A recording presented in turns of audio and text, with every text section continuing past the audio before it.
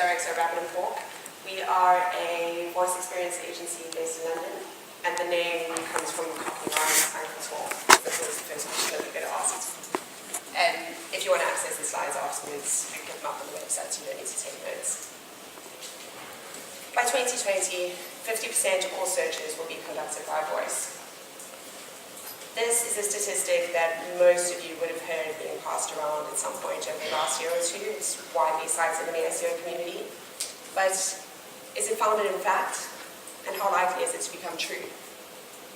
The issue is that Google doesn't currently split out their voice results from normal type searches. And that particular prediction originated back in 2014, when Amazon hadn't even sold their first Echo device. So the lay of the land has changed a lot in the last few years. But seeing as 2020 is only 8 months away at this point, we decided to conduct a piece of research ourselves to quantify exactly what percentage of searches are currently voice and how you can adapt your marketing strategies to cater for the rise of voice search. So we'll be talking through those findings today, but along the way hoping to show you how you can quantify the opportunity for your brand for voice search, use voice optimization techniques to steal market share from the SERPs, and track, report, and improve upon your voice results over time. But before diving into the findings, just wanted to take a look at some of the statistics backing up the rise of voice search and to see where all the hype comes from. Firstly, Amazon sold out of their Echo devices over the Black Friday weekend last year, reaching 100 million units worldwide, and that was something that I don't think even they could have predicted. There are currently over 1 billion voice searches every month, and that number is rising all the time. Voice commerce, while in its infancy, is predicted to reach $40 billion worldwide by 2022, and 65% of smart speaker owners can't imagine going back to life without them. You can see in this graph, this is worldwide smart speaker installations, with Amazon and Google leading the way. They've followed an incredible trajectory up to now, and it doesn't have any signs of slowing down. And closer to home in the UK, more than 10% of households now own a smart speaker, which, to put it into context, is more than the number of UK households which own a pair of Rabbit. Fact. But it's not just about smart speakers. We are increasingly moving towards a world where people are expecting to be able to fire a question at any sort of inanimate object at any point in time and get a response. And we can already speak to not just our speakers and our phones, but we can talk to our microwaves, fridges, TVs, light bulbs, dustbins, cars, bicycles. The list is expanding every week. So we need to think about voice as being omnipresent. It's more of an entire ecosystem than a single channel. So that's the future, the near future, but still the future. Currently, what are people using voice search for? So among smart speaker owners, there's a variety of different functions that they use them for, but the top 3 uses of voice assistants are checking the weather, playing music, and asking a question. Checking the weather is built into smart speakers and voice assistants. There's not much you can do about that. Playing music, obviously there's potential for brands like Spotify, but limited for everyone else. But asking a question is where there's actually a huge opportunity for brands, not just for brand awareness, but for lead generation and sales as well. Because if you can be the brand that answers the question, that offers up huge potential, and that really is the beauty of voice search, where it differs fundamentally from SEO. There is no second ranking. So we can see the stats backing up the rise in voice search. We can see why it's important, but how do you actually go about quantifying the opportunity for your brand in your industry? Up until now, a lot of the focus has been on answer boxes, with the assumption being if you own the answer box, you get the voice result, right?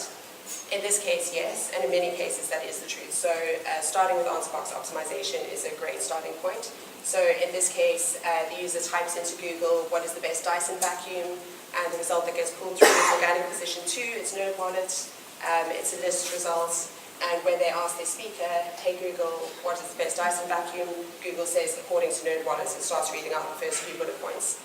Answer boxes, as we know from an SEO perspective, they allow you to leapfrog the competition and get into position 0, even if you're not in number 1 organic result. So it's a good focus area. But we were interested to see, are there other types of results that get read out by voice assistants? How many types of results? And are they the same as what you get from organic ranks, or where do they differ? So we developed a tool called the Voice Search Ranking Report, which allowed us to fire thousands of queries through the Google Assistant and document the output, and then run those same queries through Stat, which is an organic rank tracking tool I'm sure many of you use, and then compare the 2 results. And what we ended up with was a hefty document detailing all the different queries, whether or not there was a response from the Google Assistant, if there was a response, what type of answer it was, if it referenced a website, then what was the URL and the exact domain, and then finally whether or not it matched the organic results. As it turns out, there's a lot more to voice search optimization than answer boxes. So in fact, the first time we ran the report, found that there were 25 different types of results. One of them, the biggest one, the red, is no response. So that's where the Google Assistant says, sorry, I don't know how to help you just yet. But out of the types of other responses, it broke down into many areas. There were your standard answers, which is where a website gets referenced, like similar to the answer box example. Multiple different types of location results. You had knowledge graph, like searches, music tuners, movie reviews, and even some Easter eggs, which are built in kind of funny intent. So if you ask Google, what's the meaning of life, or what do you think of Siri, or what's your favorite type of wine, she's got an answer built in. One of the main findings was that answer boxes don't always equal assistant results. So the standard answers made up 20% of the first findings, but these only matched the organic answer box 74% of the time. So 26% of the time, what we got from the voice assistant and what we got from normal desktop or mobile search was not the same. So Google would choose to pick an answer from a different source. And vice versa, quite a lot of the time you had a website that owned the answer box, but when you asked the Google Assistant the same question, she said, I'm sorry, I don't know how to help you with that. So there's a number of reasons behind this.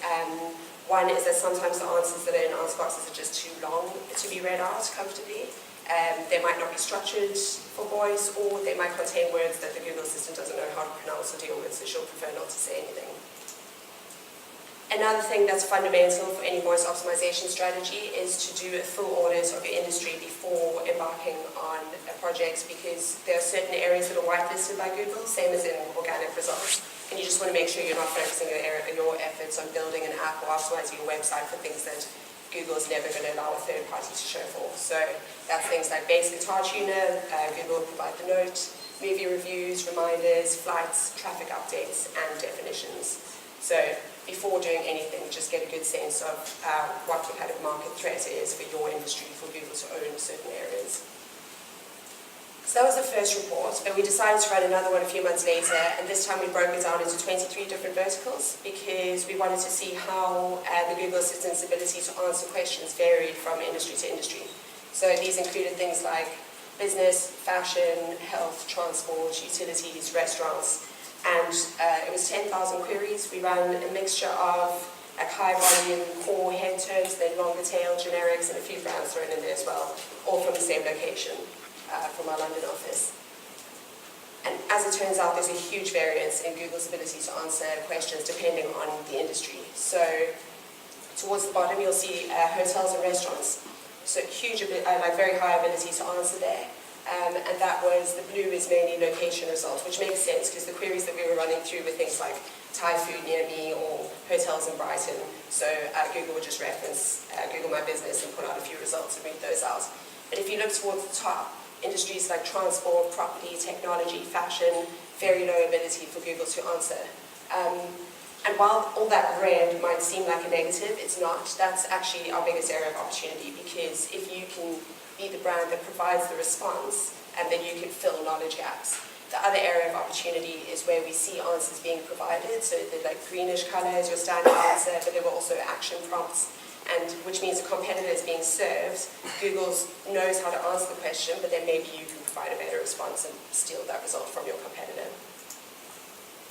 And the other useful thing is we've been running these every quarter of the last year, so you can compare how results change over time.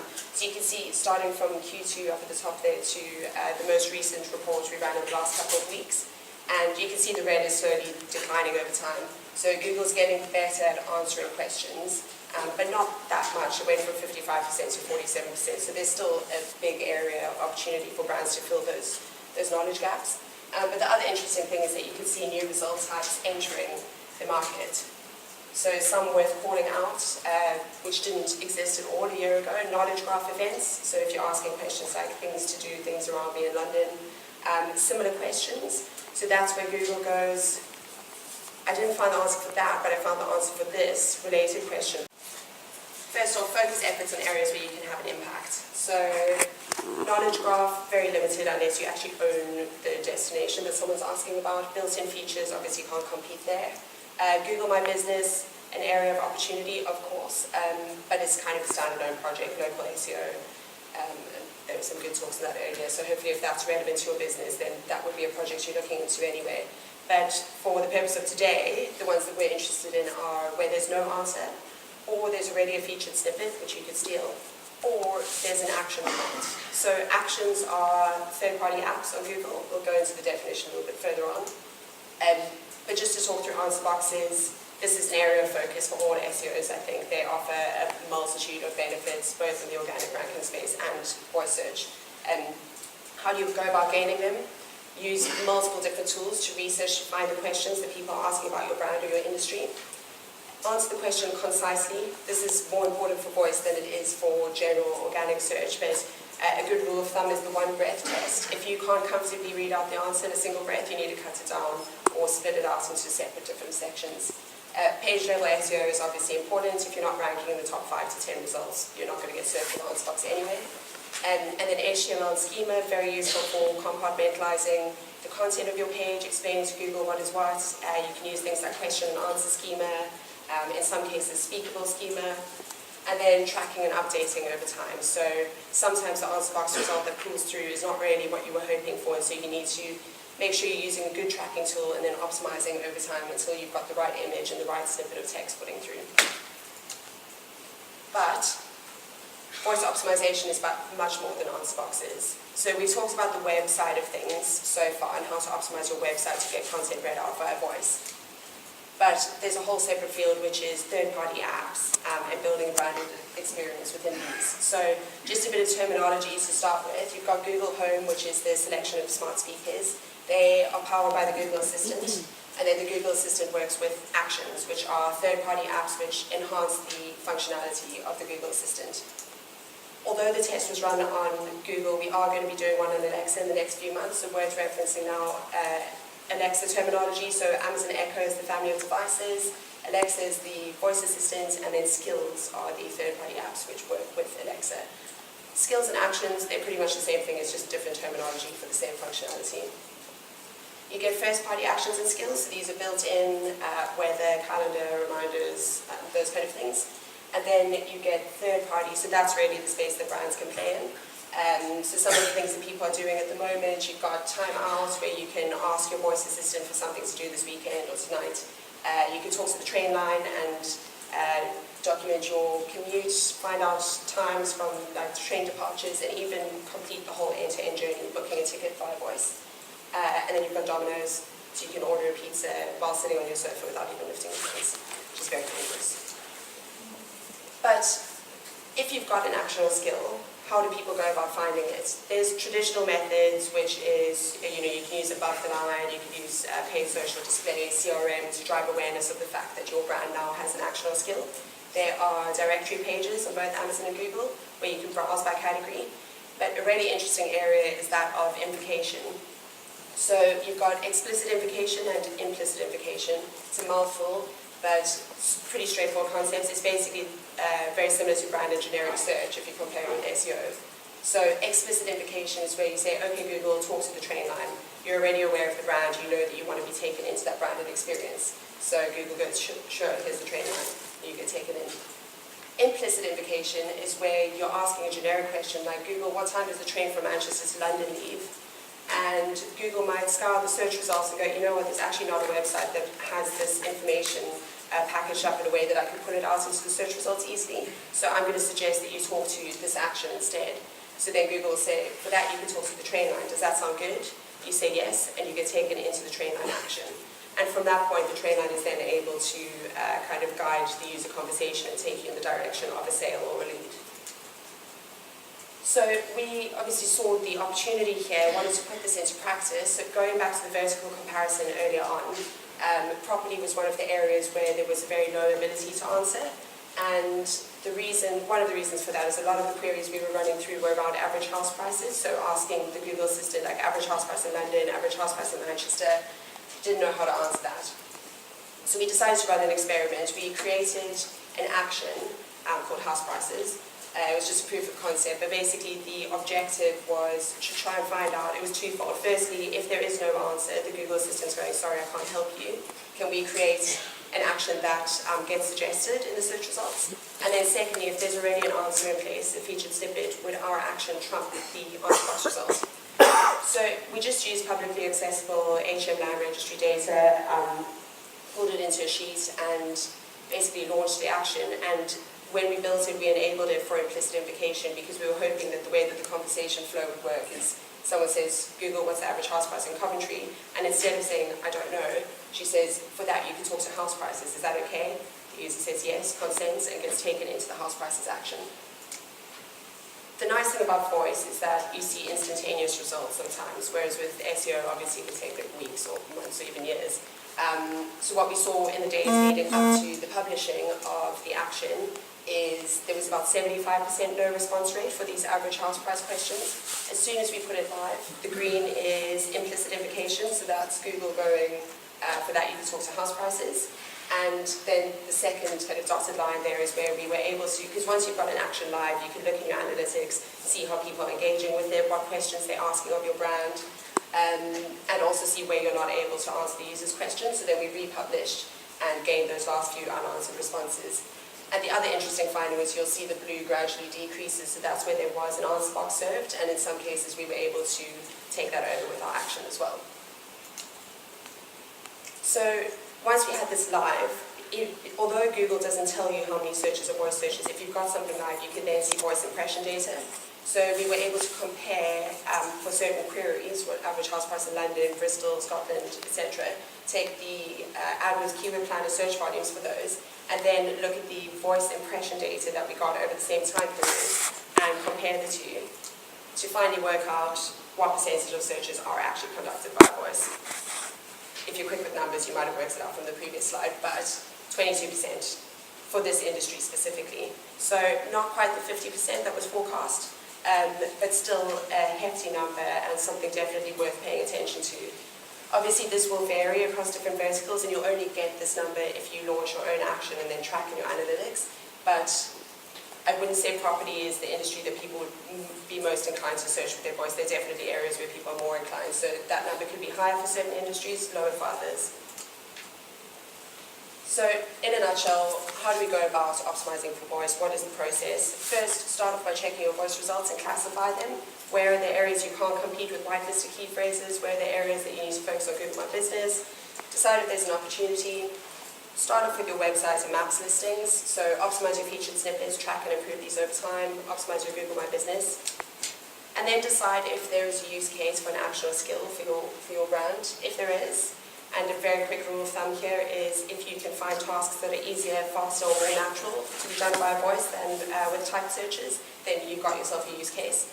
Develop it, you can start with something really small and build on it over time, launch, and then once you got it live, you can really get all this like granular data from within the action or skill and feed that back into your optimization process. So key takeaways for today. First of all, the landscape will change. When the iPhone launched in 2007, everyone said, I'll never buy anything on my mobile, and now look where we are. Several methods are being used to grow the market. So both Amazon and Google are pricing these speakers, the entry-level ones, at such a low point that they can get into as many homes as possible. They're investing a lot into this, so it's worth thinking about that when you're querying whether this is a fad or something that's going to stick around. Find a useful reason for an action or skill. Easier, faster, more natural. Track and optimize over time. We can't predict, especially with voice search, the way in which people are going to engage with your brand by voice is going to be completely different from any other channel. So keep feeding that into the feedback loop. And finally, it's not just Google. Pay attention to other devices. Cortana uses Bing, Samsung Bixby with months, and then Siri. It'll be very interesting to see where Apple goes, but this field is going to change a lot over the next 5 years, and the early adopters are the brands that are really going to thrive. And that's that. Thank you.